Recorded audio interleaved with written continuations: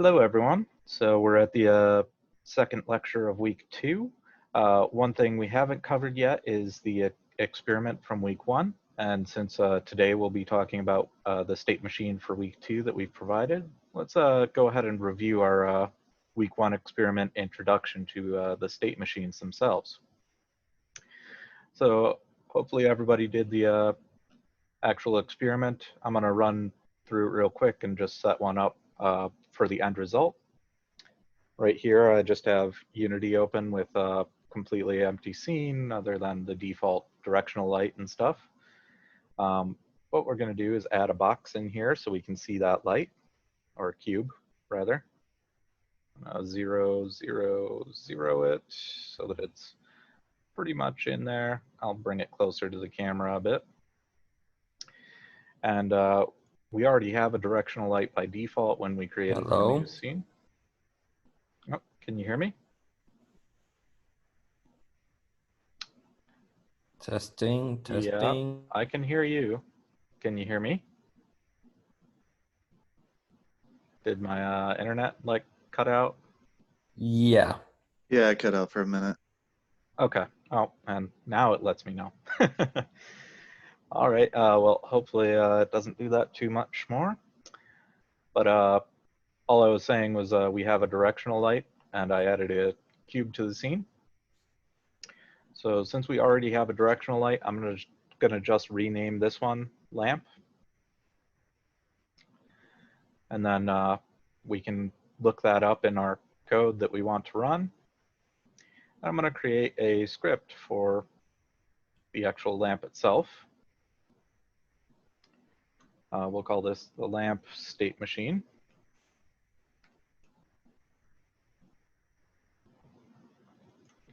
We can open that up.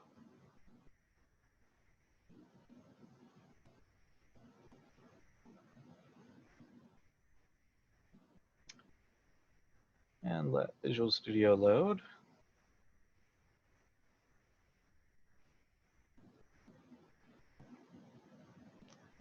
Alrighty.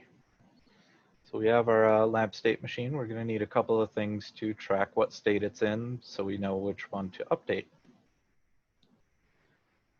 So I'm not going to go through the entire experiment. That was showing you like a step-by-step process of how to implement a state machine versus just normal behavior.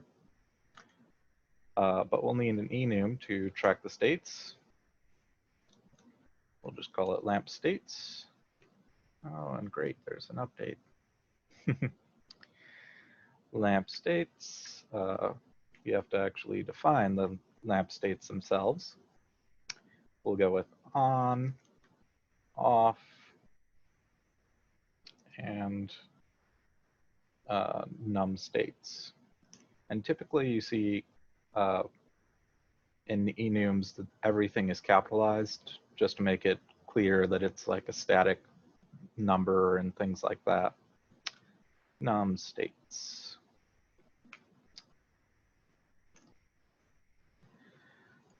All right.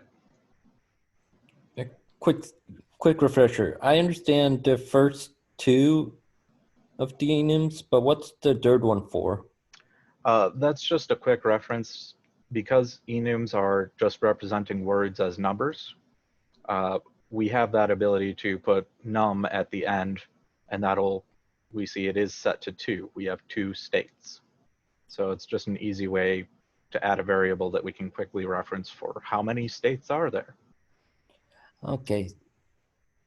So the last one's just something to kind of, like, in a sense, round up the number and show how many states are, how many enums are in, how many states are in an enum or something. Yeah, in case we ever really need it, we don't necessarily need to add it, but it is similar like getting an array's length, as Titus mentioned in the chat. But yeah, I just tend to always add that, so it's quick and easy to see if there is a specific number or if what we're trying to access is outside those bounds or something. Gotcha. All right, so we have our enum for the states. We need to actually create one of those. to track our current state. And I'm going to initialize it to, let's say it's on at first, lamp states.on.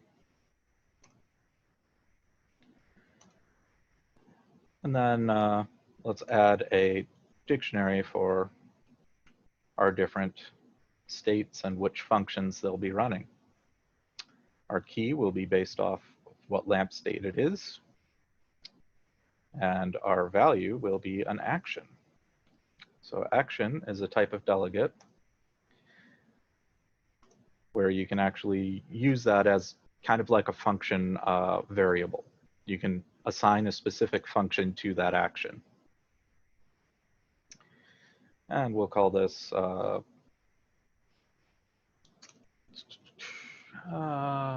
I guess states.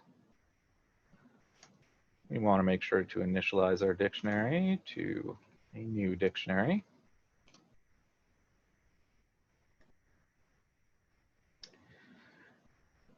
And then in start, we can go ahead and add which states we want. We're going to want to set up the states themselves first, or at least the functions that we're going to assign. So each function will be a void return type. We don't need them to return any data. They're just going to be basically simulating an update specific for the state. So we'll call this state on. And we'll create another one for the state off.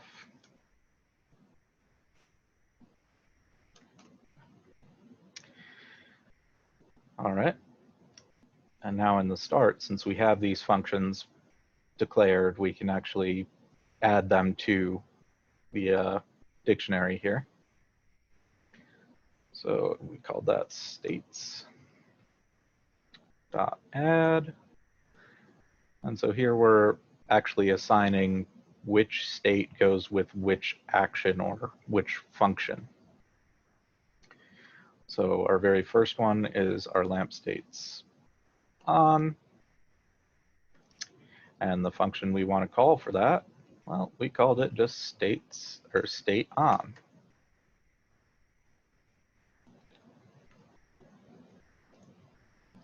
We're going to do the same thing just for the off state.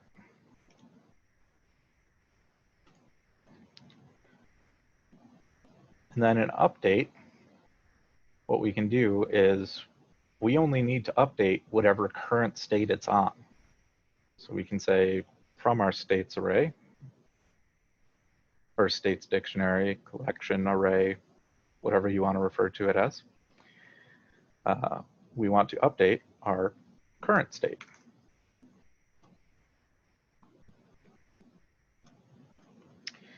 And in order to actually call that function of the current state from an action, you can invoke it. That's the same term as calling that function. So now it'll run one of these based on what the current state is. Right now the states are empty, so we need to add some code in here to do some extra stuff. So we want to do that input check when it is on. We want to check if we click. So if input dot get key down, key code, left mouse, or mouse button 0. In here, when we do click and it is on, we want to find that lamp, tell it to turn off, and shut off its light. So we'll find that game object, find object. And we don't want to necessarily use of type. We want to find object or game object.find so we can search by name.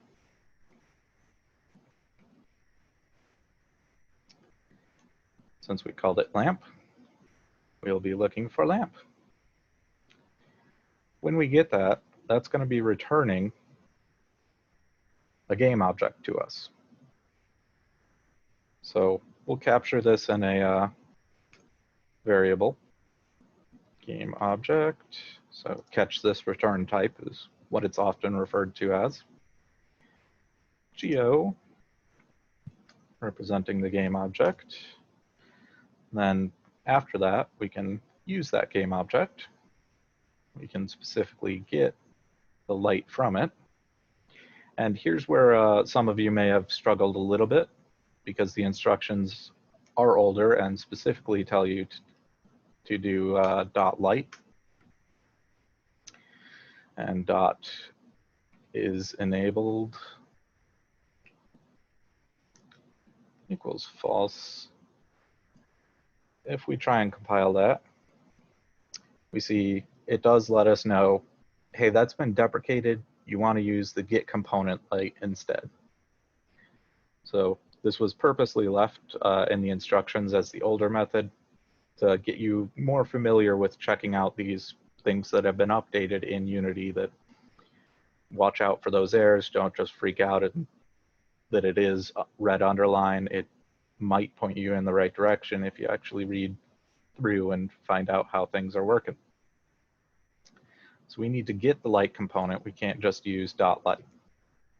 So geo.get component of type light, and that is a function, so we have to add the parameters. And one more person's joining. So here I typed is enabled wrong, and I believe it is just enabled. So we can see from that we have access to enabled. So we can tell it to turn off when we press that button.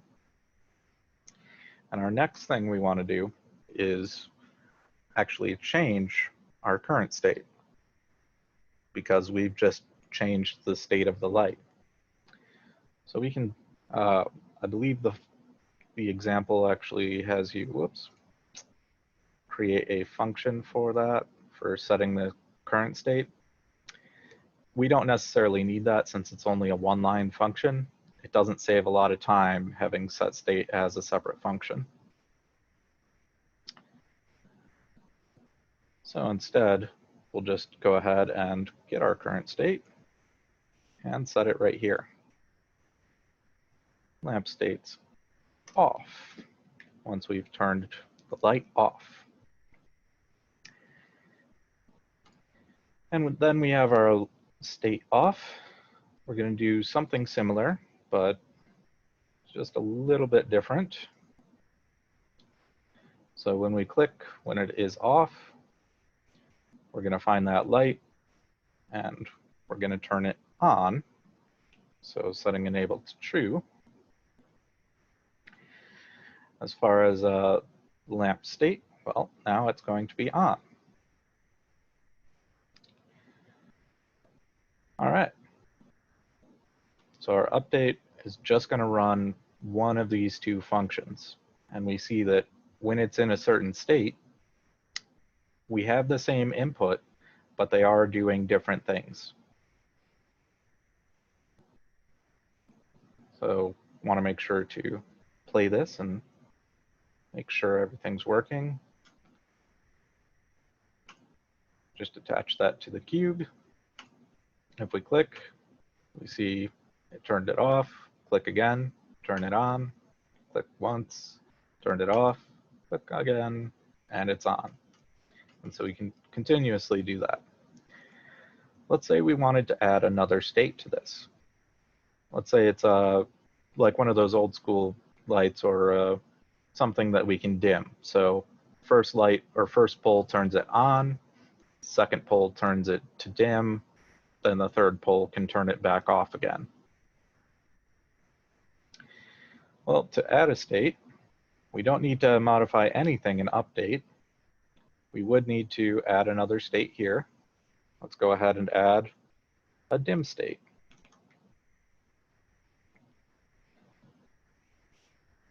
So we've added a new state here. We need to make sure that we add it and just tell it what that function's going to do. I'll go ahead and add a new function for us to call, state dim.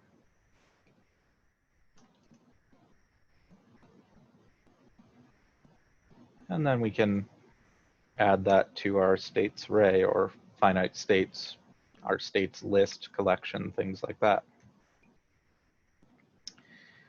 States add, lamp states dim, state dim.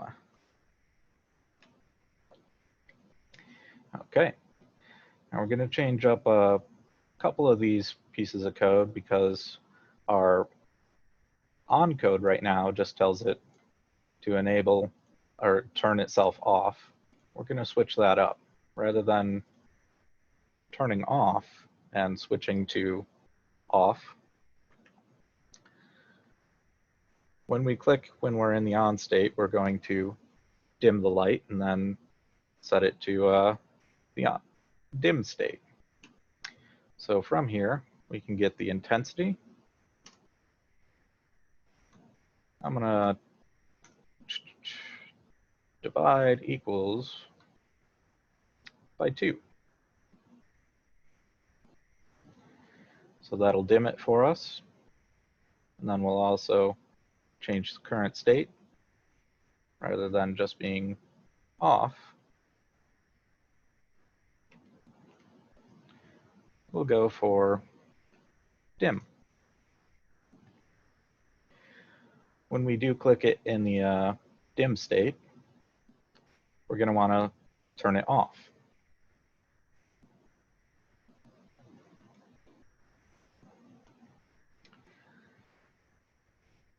So when we click, oh, and I didn't mean to, I forgot the input check on that one. Want to make sure to get all that. When we click in the dim, we're going to be setting it off.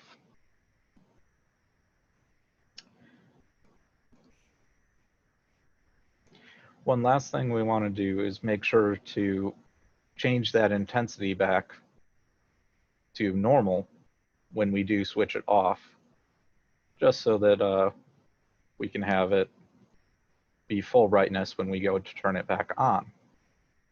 So rather than divide equals 2, we'll do a multiply by 2.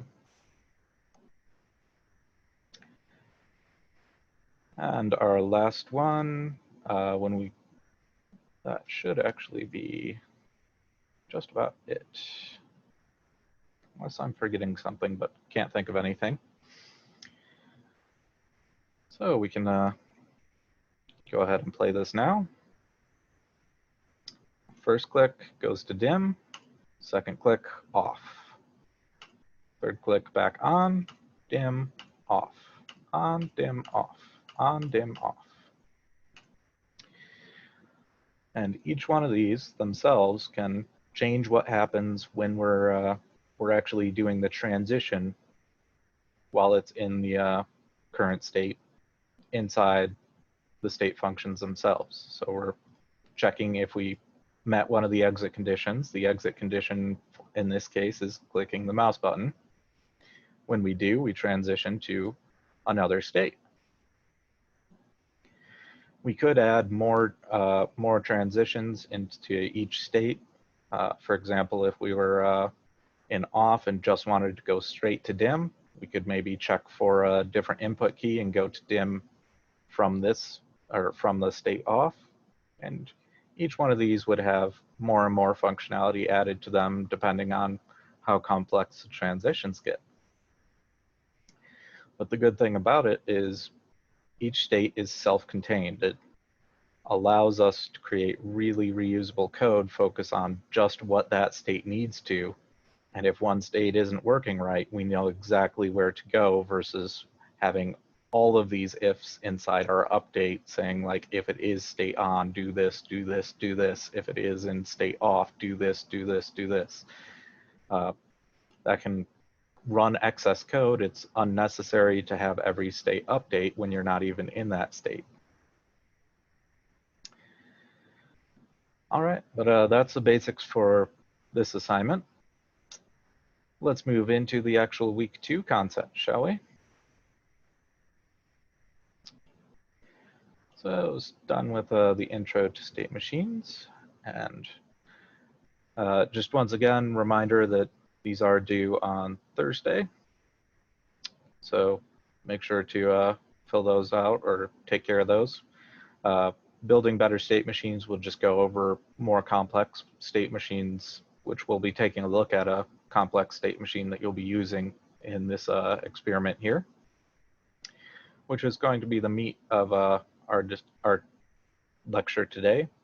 I do want to make a mention about this discussion. Here's just a quick discussion where you should try and think about games you currently play or games that you know about if you don't play games, which is a little bit weird, but and think about how a state machine could apply to them. Like, what would you consider a state? What exit conditions would that state have? Things like that. There is no correct or wrong answer or incorrect here. So please just have fun with it and try and break it down the best you can. Even in the industry, people will argue about what is considered a state or not, because you can go far too granular. Like, for example, having a separate state if they're on an angle versus just on a flat ground, where that could just be a modifier inside that state. It's all really just up for a discussion how far you want to take that state abstraction. All right. Don't forget about replying to another student if you can think of another state. Please don't just post, "You did a great job, looks great." Try and actually provide some useful feedback for them about, like, if you think one state could have had another transition or you didn't need to break it down that far. Try and give them that feedback. So into the Nav agent with a state machine. So in here, there's the experiment, which will walk you through a couple of things, how things are laid out. I'll be doing the same thing in the lecture today, but you do need to run through the experiment because this one does require a screenshot showing that the pause functionality is working. I'm going to show you a different state added to it, so it's not the same exact thing that you've been shown before. And it also provides a package for you to download. So when you click that, it will bring you to a Google Drive link. You need to download the package and select one of the accounts. Occasionally, it won't let you download if you are signed into multiple accounts. Best way to get around that is just hop into another browser like Edge or Firefox if you're used to using Chrome. Chrome if you're not used to using that. Inside here will be a Unity package. We're going to unzip this package. We'll unzip the zipped folder, and in the zipped folder was a package. We can then import this into an empty project. This project's pretty empty, so I'm going to just import it right in here. Just going to save everything first before I forget. You can drag and drop this right into the assets folder to open up the import prompt. It comes with several different scripts as well as several different scenes. So let's open that up and take a look at what it gives us. So we see 4 numbered folders here along with FSGDN, which has a state machine provided in it. This is a heavier state machine than you've been used to before, or you're just being introduced to the state machine concept. So there is some complex coding that goes on inside of it. I highly recommend at some point you do explore all of the scripts and take a look at how things are working, how things are set up. You may not understand all of it at first. The more you break it down into what you do understand, the other parts can help or can become more clear how things are working. So let's talk about the numbered folders first. Inside each folder is a scenes and scripts folder. Now, one big thing that I'm not a fan of is each scene is named Nav Mesh. whether it's nav mesh from the first folder or nav mesh from the second folder, they're all named the same. That's not too great. One thing I recommend doing is going through and renaming these scenes so you can tell which one you're in, and if you just open up the project, you know immediately which one you're working in. So I'm going to add an underscore and the number to each one of these. I highly recommend you do the same. _1. Oh, and this is _2. So already screwing up. Inside this scenes folder, this is _3. Inside this one, _4.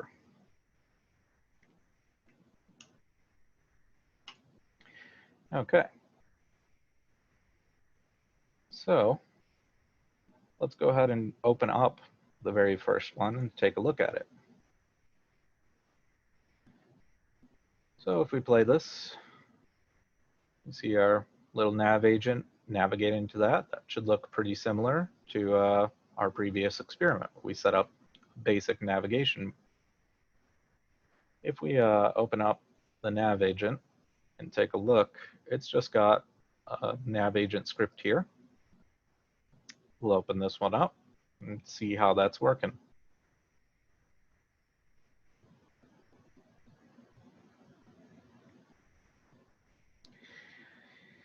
In here is basically the same thing that we did for the previous assignment.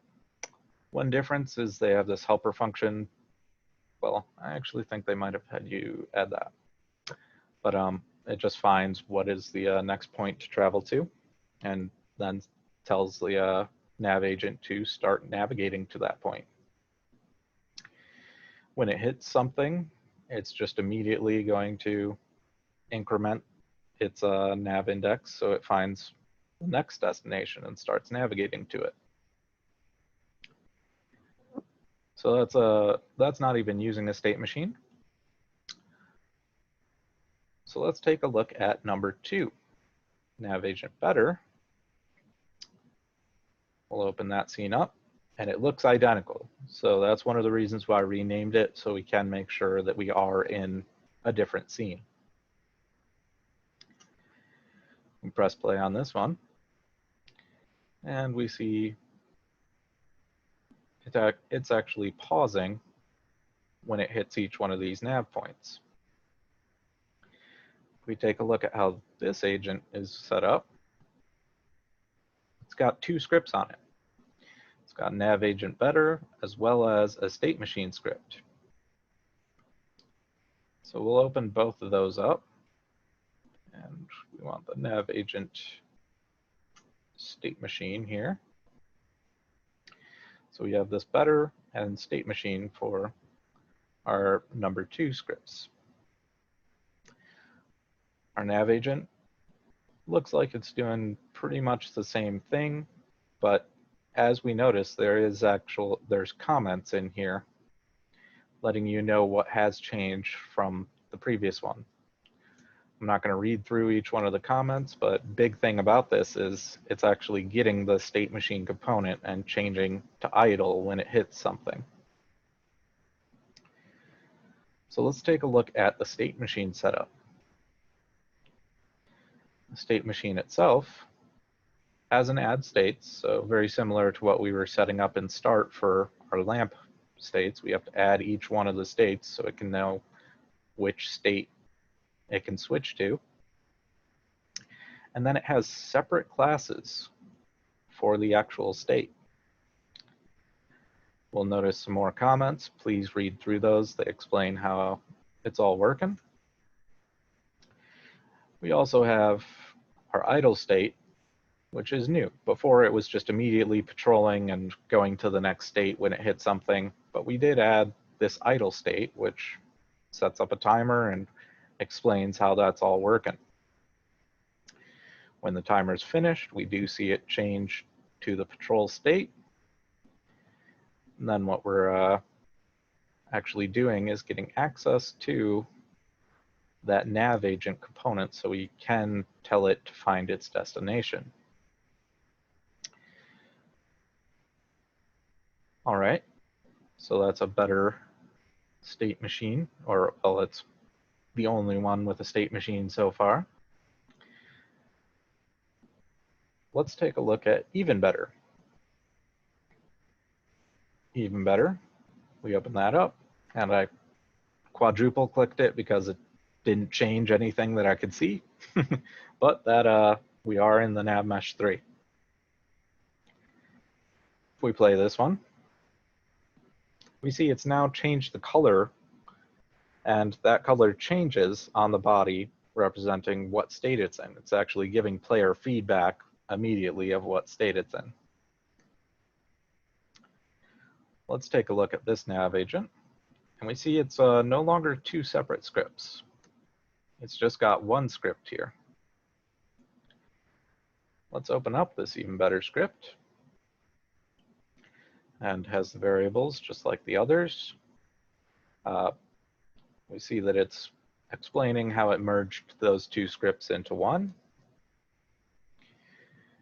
And we see that this one just has the state machine itself inheriting from the machine behavior. This is where we're able to attach it and run everything all combined in one script. We have our add states function, adding the different states for it, and so telling it which one to start off as. Find destination was brought over from the Nav Agent. And then our on trigger enter, what we're doing is actually making sure that we're colliding with the nav point. So here, rather than just immediately changing to idle, it's going to check if the other game object has a nav point script attached to it before we tell it to change. So just like our previous sessions where we added some error checking to make sure that it's actually hitting a nav point, not just immediately incrementing or changing the state when it shouldn't. And then we see it's got all the comments in here about what changed, and it's mostly just merging those two scripts together. One other difference is that we do actually change the color of our character from inside each state. When it enters that state, we set it to a specific color so that we have that user feedback. Next up, past our even better, we have the best version. So best version, I'm going to open a scene up, and we press play, and we see in game it's going to run just like our even better script did. Reason why this one's called best, if we take a look at the script itself, we see that looking for the comments about what changed, we've added a helper function for inside the actual Nav Agent itself. The Nav Agent state machine best is the only script attached to the game object. So here's where we can actually create any helper functions that we want to tell our agent to do things. Our states themselves, we're adding another helper to the states for easy access to the Nav Agent itself. If I pull up the Nav Agent even better, we can take a look at that one. And we see when it was in the patrol state and wanted to change its color, it was kind of a pain in the ass. We had to do some upcasting on this machine to, or downcasting to be specifically our Nav Agent state machine even better before we could even get access to the get component. And then this is a pretty long line of code that's doing a lot of different things because it's just using the machine variable rather than some sort of helper function to do all the casting for us or even setting that color. Our best version, when it needs to set the color, well, each state now has this helper function to do that casting for us nice and clean. And we can just call any helper functions right from it. Set main color versus having to get that renderer component each time and things like that. It wraps up all that functionality into a much, rather than this entire line, wraps it up into a nice function call for us.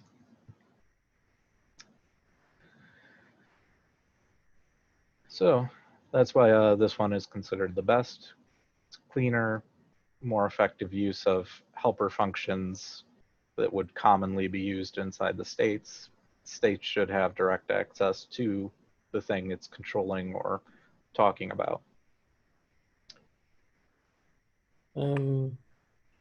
For the experiment, what would show us the guidelines for each of the states so we could try to go through each one and see how they work? It's basically what I'm doing right now. It's telling you to open it up, look through each one, read all the comments that are there, things like that. That's the first part of that experiment.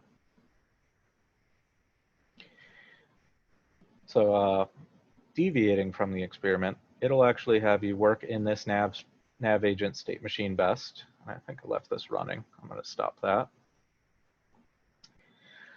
We're going to take a look at how we can add another state, but I don't want to just do pause. Pause is already shown in the experiment. One big thing to watch out when you are doing that, make sure you're completely outside of any other classes when you're defining a new state. We notice that each one of these has ended the previous class before writing a new one for each state. It's very common that I see people try and add the pause state inside another state, and that's wrong, because then nothing can access it unless you have that state to access another state, which is bad. We want these states to be in the same level, or same scope rather. All right, so let's go ahead and add a state to this. Let's say when we press the F key, we're going to switch over and we're going to have our Nav Agent. Let's see, we don't have a player character in here. Let's throw in a player character and have some fun with it. Let's have it chase it around. We'll add a simple pursue state. So I'm going to add a player character in here just for demonstration purposes. Capsule 0, 1, 0. Oh, that's right. And let's shove that way over as well as scale it up. Let's go just by 2.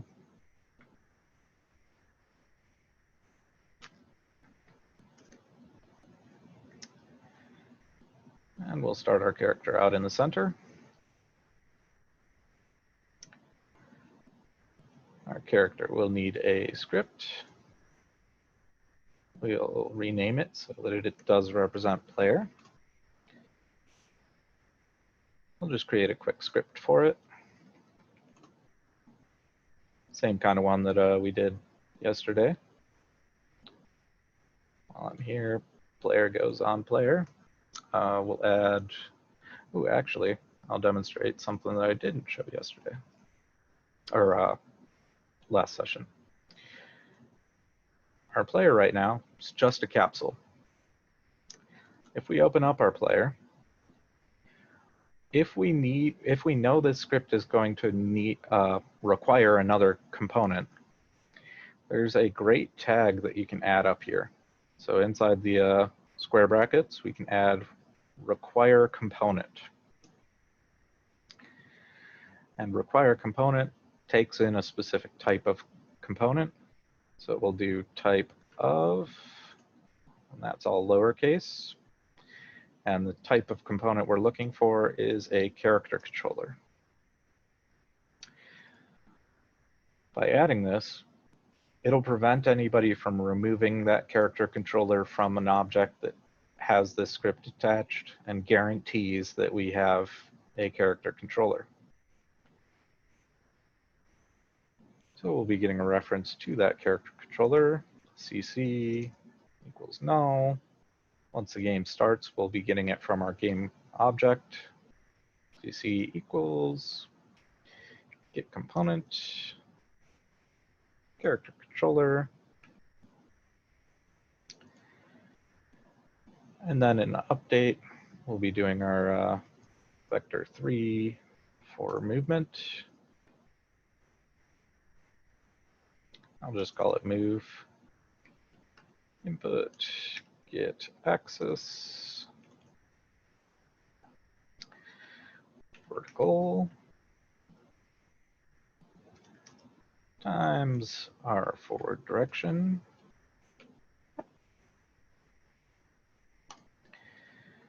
Move plus equals input, get axis, horizontal,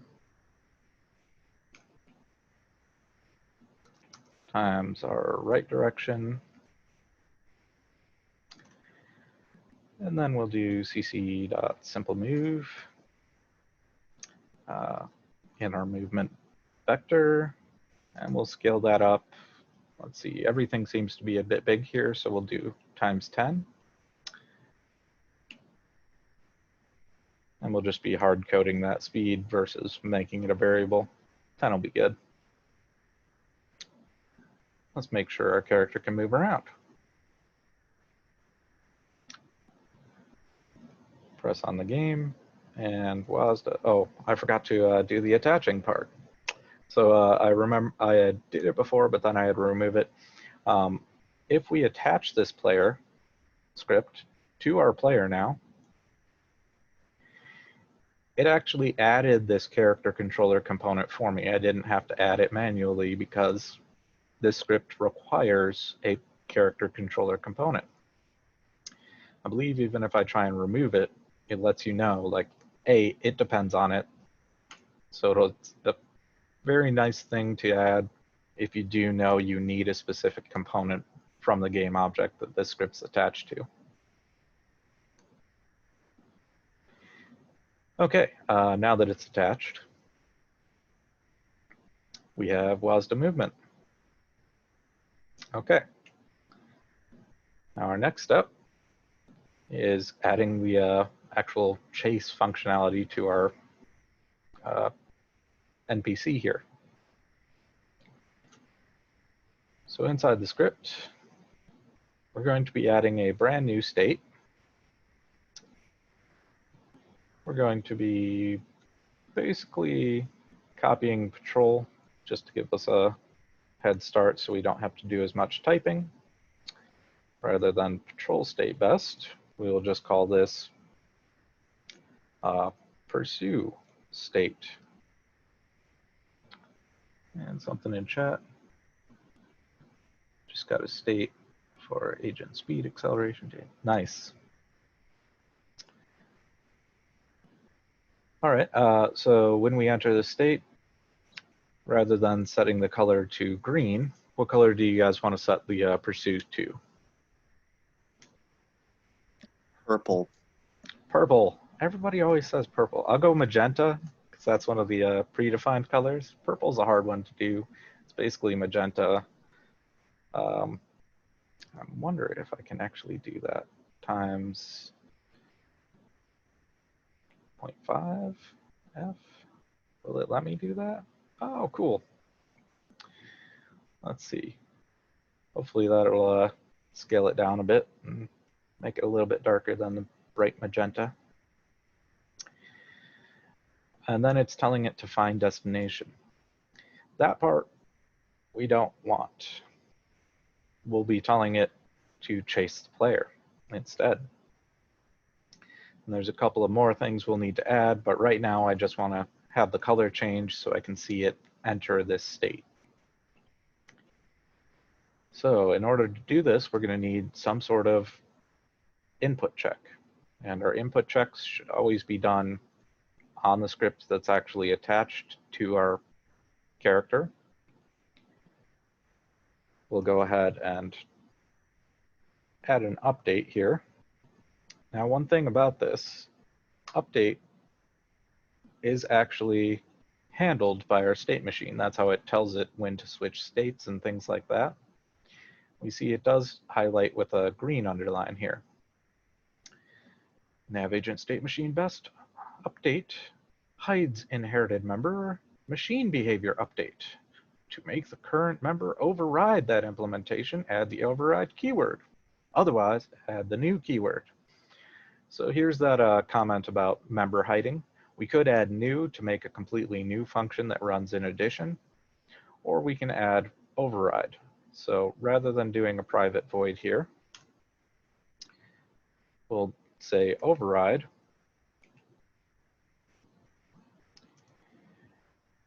Our update. Oh my gosh. Well, let's just clean that up entirely. Override. Control space to bring up our thing. We'll do our update. And we see it auto detects what our parent had, and it was making it public, not just protected or anything like that.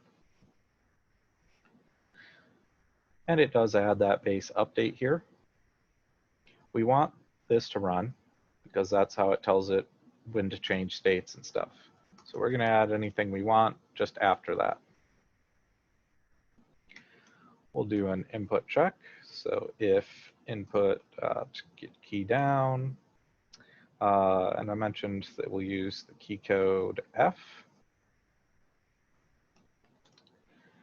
We want to change to that pursue state. Well, since we're inside the state machine right now, we can call change state and specify what type of state we want to change to. Well, that would be the pursue state.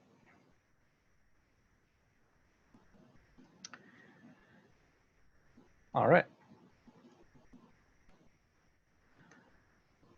If we try and test this out, oops, Unity. We play and we press F, we're actually getting an exception. So it's giving us an error, and we have added error checking in the state machine itself, letting you know some extra things. It's telling us, did we add the state we're trying to change to? Well, I created a class, but I never added it to the actual state machine. The state machine itself doesn't know about it.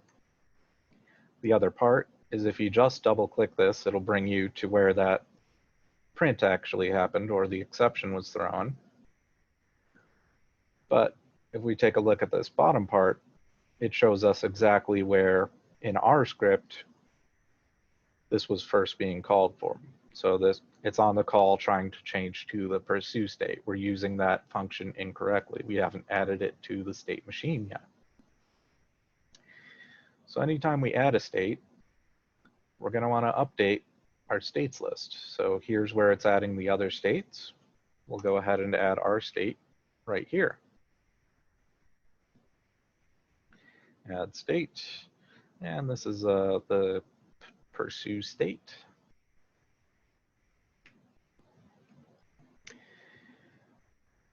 We'll save that. And now let's test that out again. Press F, and we did see it change to a purple. Cool. Press F again, changes to purple, but not actually chasing our character. That's our next steps. So inside here, we see the other state, like patrol, it's just telling it to start moving to its current nav point, essentially, with this find destination. I want it to do a little bit different. where it's going to find the position of the character and chase after that and set that destination. So while we're in the state machine itself, I'm going to just add this helper function right below our find destination. So we have a quick reference. So we're going to make it public so that the states can actually call it. Void, no return. We'll call it go to player.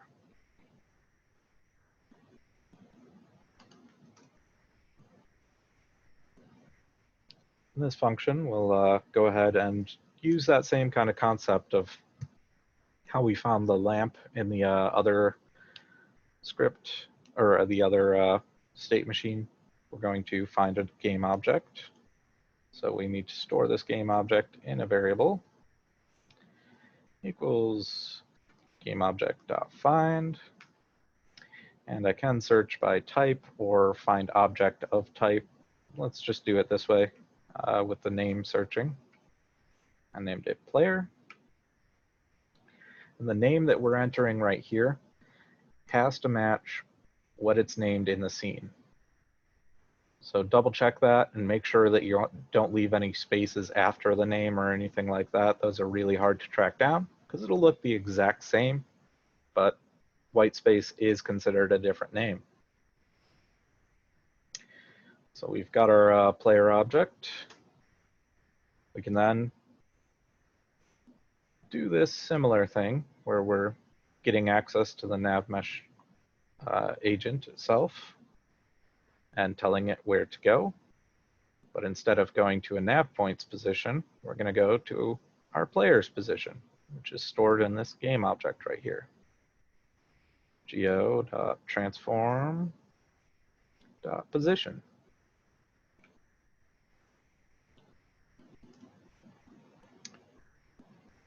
All right, we'll go ahead and save that. And we need to have it move to that when it is in the pursue state. So our pursue state, rather than doing the find destination that we copied over from patrol, we'll tell it to go to player instead.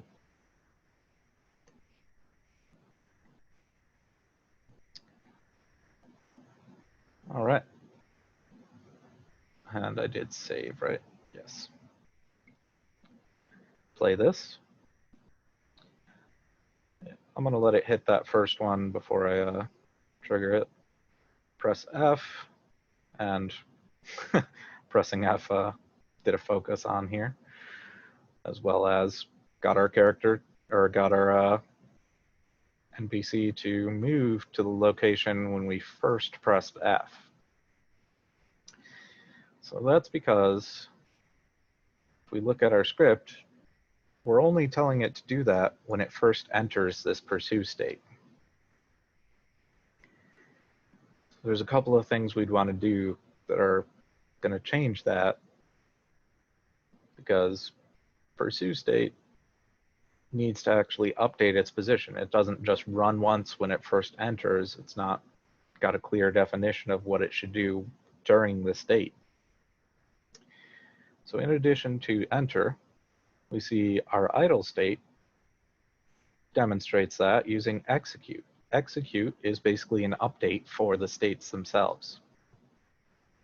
So we can tell it to do something when it first transitions into the state, and we can also override what happens every frame of the state, and that's in the execute. We even have an exit that we can handle certain things with. But our execute, we'll run our base execute,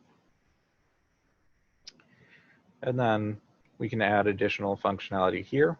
I want it to basically go to the player every frame so that it sets that new destination as that character's updating. So we're going to go to the player every frame so that it actually changes its position. If we play this, And we'll let it hit that first one and then set it off. We press F now, it'll start chasing, and we see it is following our character. If we run over a nav point though, we saw it switch to idle, and then now it's just back in patrol. Here comes in a little bit of an issue. We are allowing it to switch out of that state, even though we haven't told it to stop following or anything like that. So back in the state machine, let's take a look at what's happening when it does that on trigger enter. On trigger enter, it's currently checking if it hit a nav point and then immediately switching to idle. But I only want this to happen if it hits a nav point while it's in pursue. So I'm going to say and then we have a helper function built in called isCurrentState, and we can specify what state we want to check. We want to see if this is in the patrol state, and specifically the best version, since that's the only one this state machine best uses, before it tries to switch to idle. One other thing that we can do is we want to check if we press the F key, we'll change it to pursue, but we'll only change it to pursue if we're not already in the pursue state. So I can check if we are in the pursue state by adding that isCurrentState here and pursue. So here, we'll add an if and else.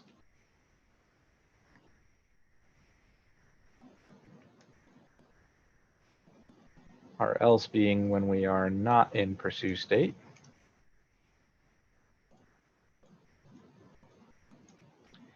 And our if being if we are in pursue. If we are in pursue and we have pressed F, let's go ahead and change it just back to patrol. Change state to the patrol, or let's go idle. Idle first, just so it goes back and does its normal things.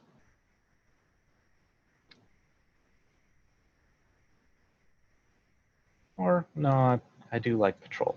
Let's do the patrol state best. And I did just normal idle instead of the best version, so wouldn't have worked anyways. So patrol state. Save that. And let's check out how that has changed things. Let's say we do pursue now, F. It's actually going to chase us and even chase us through via nav points and things. And it will actually navigate. So as we see, like it found a shorter path going straight rather than continuing around that wall. If we pause this, select our Nav Agent, have our navigation tab open, we can see that path that it's trying to take. Thin red line right here is showing where it's going to go. You can even have that running while we're updated. We see it's pathing around here, showing even more of how it's actually going to go around that wall and avoid it. All right. One other last thing that I left out, if we press F again, we see it switch back to just normal patrol.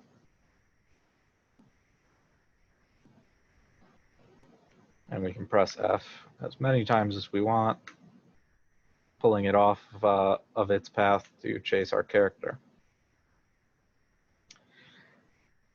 Any questions about how that's working with the added state, and we're just having our character check for a key press to change that state? Not really, but as long as we follow the instructions for the experiment, we should produce the same result, right? It'll have you set up a pause state instead of a pursue state, but yeah. Okay. So I do have another question. How's the dictionary being used inside the FSGDN state machine? So inside here, there's several different things for it. We have a machine interface. So we talked a little bit about interfaces in the previous one. This one's basically showing all the functions that the state machine can handle, so we have easy access to that.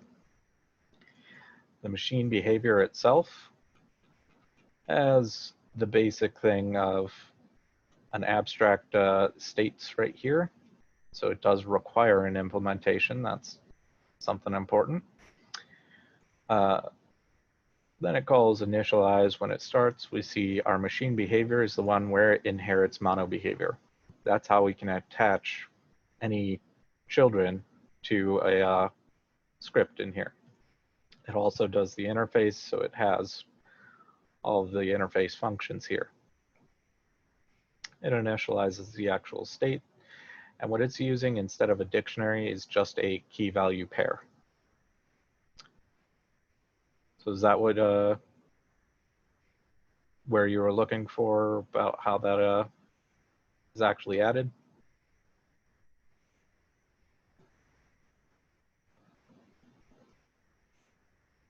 A dictionary itself is already kind of a key value pair, but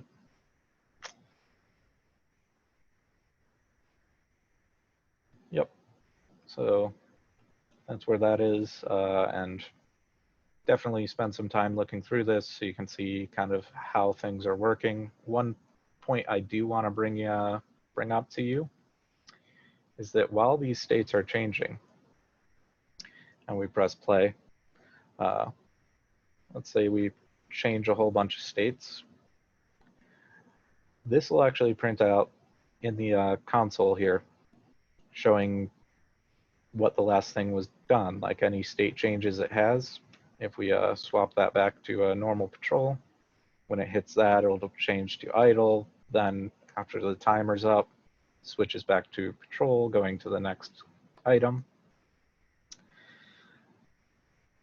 And 1 second, I'll get right with you. If we don't want all of these prints to happen, there is a comment inside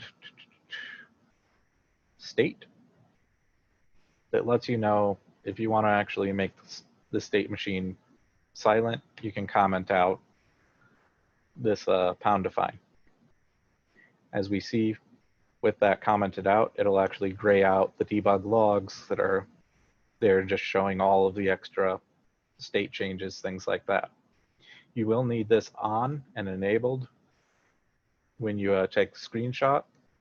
But if you're trying to track down an error or something like that and you have your own print strings to try and figure out what's happening, I would recommend commenting that out. And next question is, for Sneaky Sneaky, are we expected to use the FSGDN or go from a clean project? So the actual next assignment for the state machine with a manager in week 3 will have another package, which is this package, just cleaned up so that it's only one or only the best state machine there, as well as it'll have pause implemented for you. But this one, this assignment, you are supposed to attempt to add pause yourself. If you don't get it quite working before you attempt Sneaky Sneaky, we will provide an implementation for at least the pause. And I would recommend attempting to use the FSGDN state machine itself for Sneaky Sneaky as well. You can technically write your own state machine if you would like, but at minimum, it does require a state machine. One of the points of this is to get used to using other people's code that you may not understand fully, but are actually exploring the idea of how things are working in that and because that's very common that you'll be working with not just code you wrote or code you completely understand. So you have to try and attempt to get things working with other modules, things like that. That answer the question? Awesome. Alrighty then, that pretty much wraps it up for today. Were there any other last minute questions before I go ahead and stop the recording?